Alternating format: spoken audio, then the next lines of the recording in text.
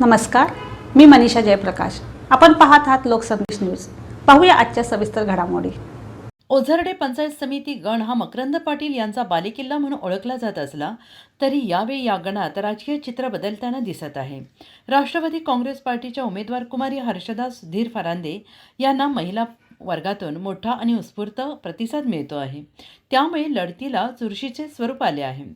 कुमारी हर्षदा फरांदे या गेल्या काही वर्षांपासून सामाजिक कार्यात सक्रिय असून शेतकरी, महिला, कष्टकरी, कामगार, युवक तसेच सर्वसामान्य नागरिकांच्या प्रश्नांसाठी त्या सातत्यानं अग्रेसर राहत आल्या आहेत. महिलांचे प्रश्न, बचत गटांचे सक्षमीकरण, रोजगार निर्मिती, पाणी आणि आरोग्य यासारख्या मूलभूत विषयांवर त्यांनी प्रभावी भूमिका मांडली आहे.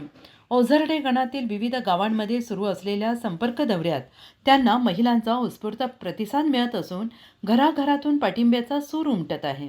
महिलांच्या विश्वासामुळे आणि थेट संवादाच्या पद्धतीमुळे कुमारी फरांदे यांची लोकप्रियता दिवसेंदिवस वाढताना दिसते आहे. शेतकरी, युवक आणि सर्वसामान्य नागरिकांच्या अडचणी थेट प्रशासनापर्यंत पोहोचवण्यासाठी त्या कायम प्रयत्नशील राहिल्या असून विकासाभिमुख आणि संवेदनशील नेतृत्व म्हणून त्यांची ओळख निर्माण झाली आहे. त्यामुळेच यंदाच्या निवडणुकीत ओझरडे पंचायत समिती गणात चुरशीची आणि लक्षवेधी लढत होणार असल्याचे संकेत मिळत आहेत. सातारा वाई प्रतिनिधी प्रवीण नवघरे यांचा रिपोर्ट. अशाच विशेष घडामोडींसाठी आमच्या यूट्यूब चॅनलला सबस्क्राईब करा, फेसबुक पेजला लाईक करा आणि इन्स्टाला फॉलो करा.